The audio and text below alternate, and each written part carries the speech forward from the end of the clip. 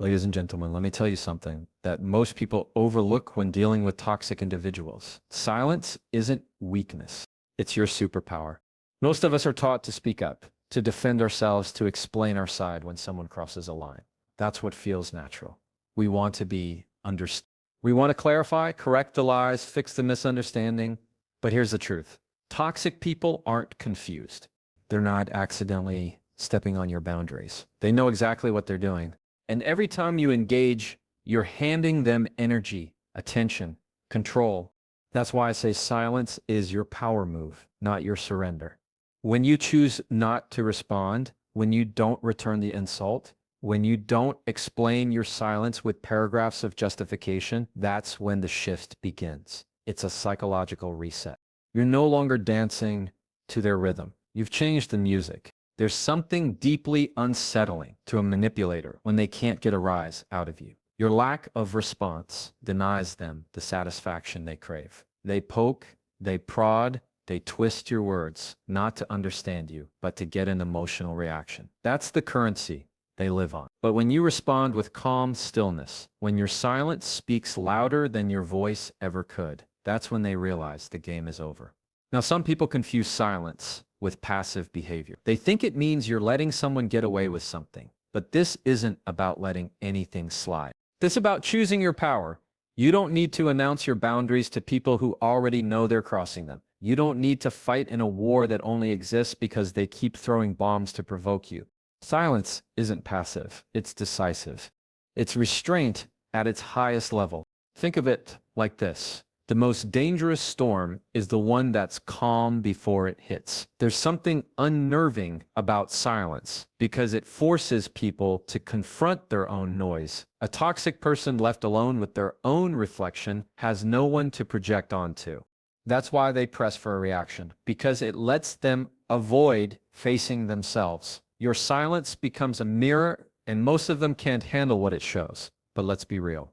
It's not easy. It takes discipline to not reply to the jab. It takes strength to walk away from the conversation that's designed to pull you back in. It takes self-awareness to realize not every attack deserves a counterattack. Not every fire needs to be put out by you.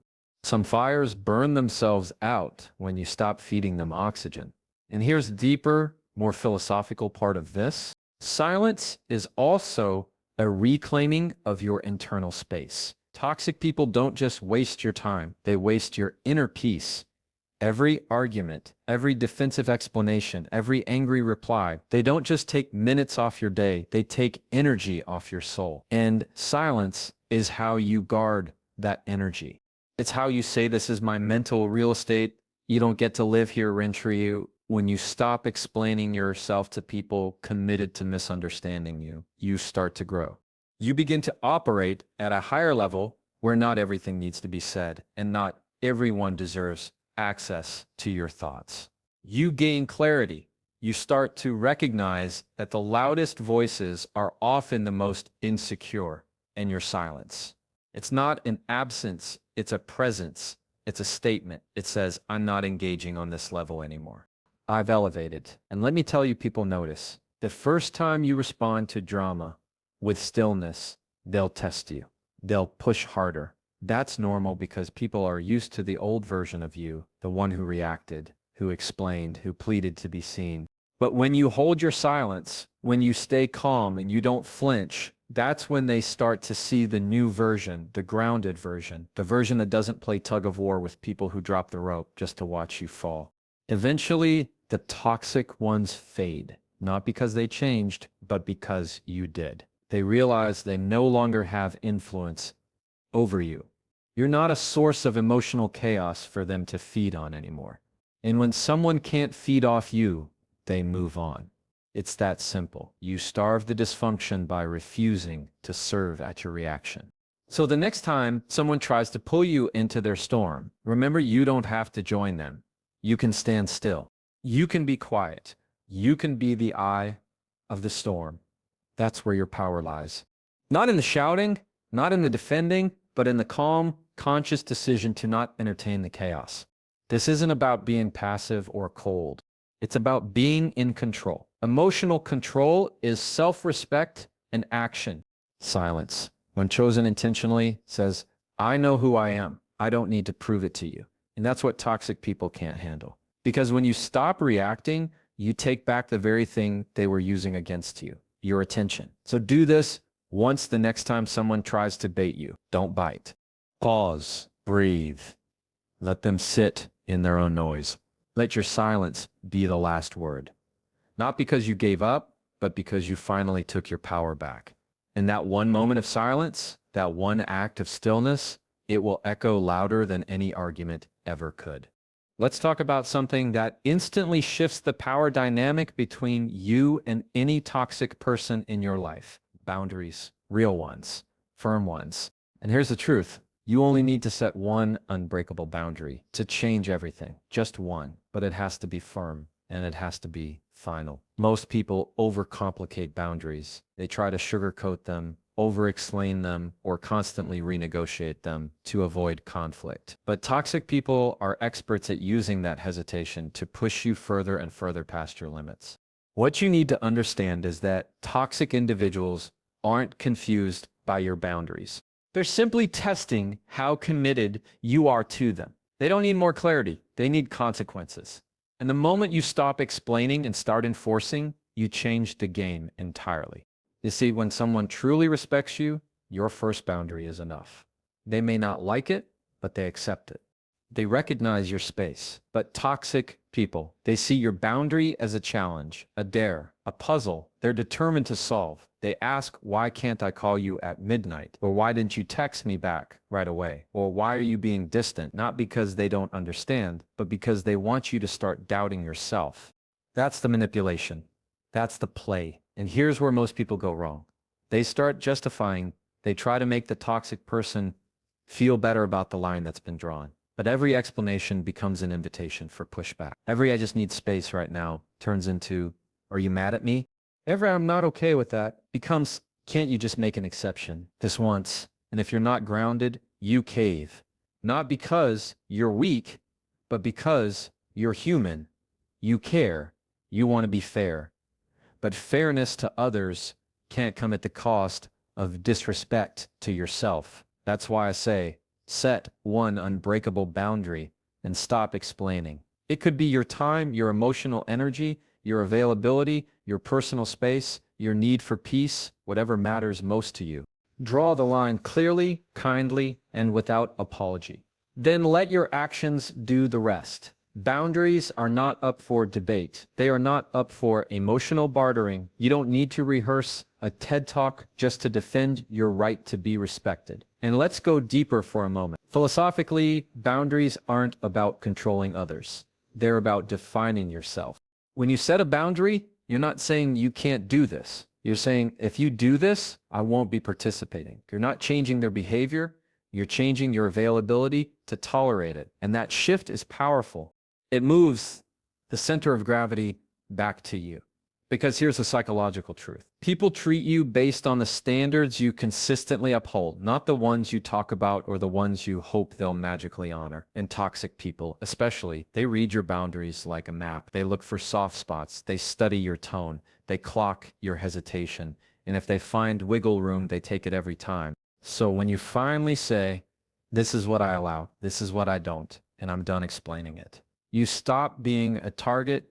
You stop being someone they can manipulate with guilt, obligation, or confusion. And you start being someone they have to respect or eventually leave alone. Either outcome is a win, but let me be honest, the moment you set a hard boundary, things often get louder before they get quieter. The toxic person might escalate. They'll press, they'll guilt trip, they'll try to make you feel cold or unreasonable. That's not a sign you did it wrong. That's a sign you finally did it right. They're reacting not to your cruelty, but to their loss of control. You're no longer predictable, no longer pliable. And for someone who thrives on power over you, that's terrifying.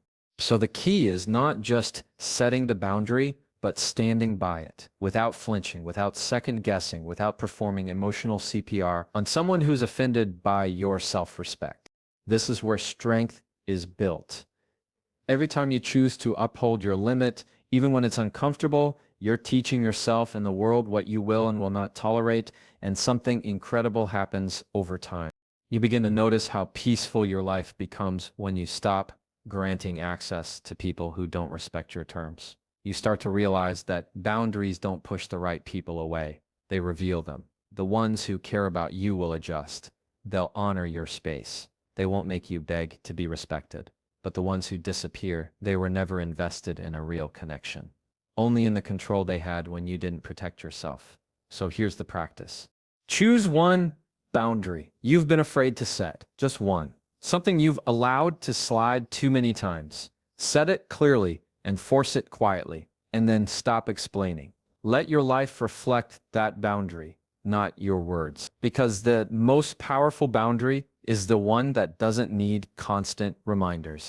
It's just there, firm, silent, immovable. And the next time someone crosses it, you don't need to argue. You don't need to fight. You simply remove access. You shift your energy, you detach with peace, and you keep walking. Because in the end, boundaries don't just protect your peace, they teach others how to treat you. And when you finally commit to just one unbreakable boundary, no debates, no footnotes, no guilt, that's the moment toxic people realize they have no more room in your life. Here's the part most people don't realize when it comes to toxic relationships. Whether it's a partner, a family member, a coworker, or a so-called friend, you can't win if you're emotionally involved in their chaos. You can't out-argue someone who twists the facts. You can't out-give someone who takes without limit. And you absolutely cannot out-care someone who doesn't care at all. That's why the third and final shift, the one that truly changes the game, is emotional detachment. Now, emotional detachment doesn't mean you stop feeling. It doesn't mean you become cold, robotic, or heartless. That's not what I'm talking about. What I mean is that you stop tying your internal peace to their external behavior. You no longer let their highs and lows dictate your center, because if your emotional state depends on how they're treating you that day, then they still own you emotionally. And the truth is, toxic people feed on that ownership. They thrive when they know they can get inside your head. If they can make you angry, hurt, confused, jealous, they win.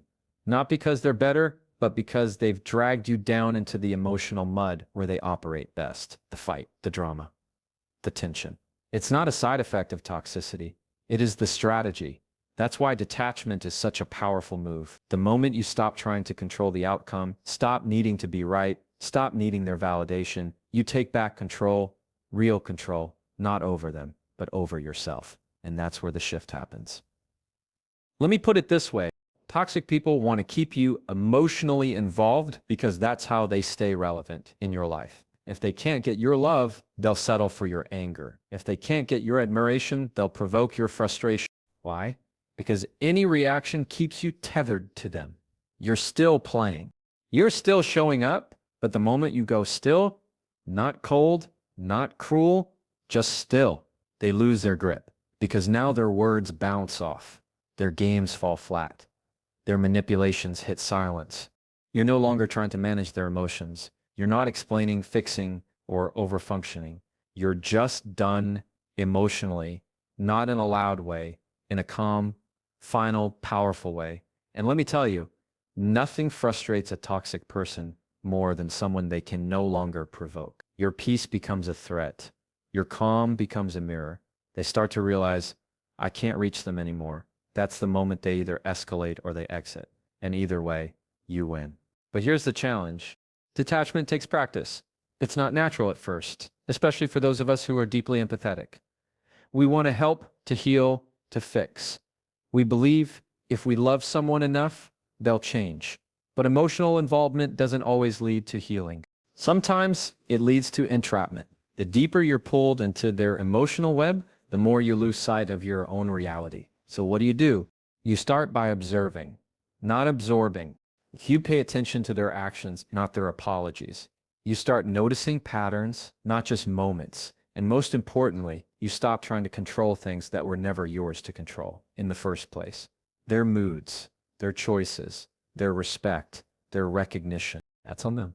Your responsibility is how you respond. And sometimes the strongest response is no response at all. There's a kind of liberation that comes when you emotionally disengage from dysfunction. Suddenly, you see things more clearly. You realize how much time and energy you spent managing someone else's instability. And you start to ask the real questions. Why was I tolerating this? Why did I keep giving more when I was receiving less? Why was I explaining myself to someone who never truly listened? That's when growth begins. That's when you evolve from reacting to leading, from pleasing to protecting, from defending yourself to defining yourself.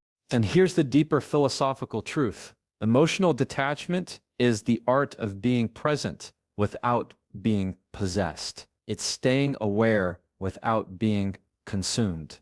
It's recognizing someone's behavior without letting it dictate your identity. You can love someone and still say, this isn't healthy for me. You can forgive someone and still say, I'm no longer available for this cycle.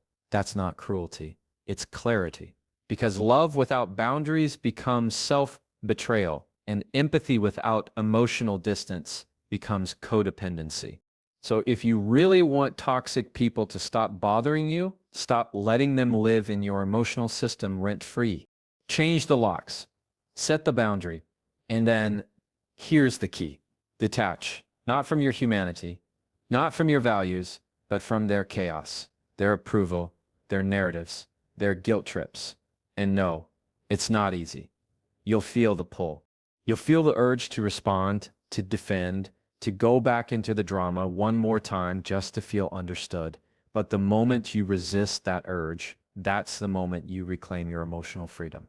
So I'll leave you with this: detach. Not because you don't care, but because you finally do.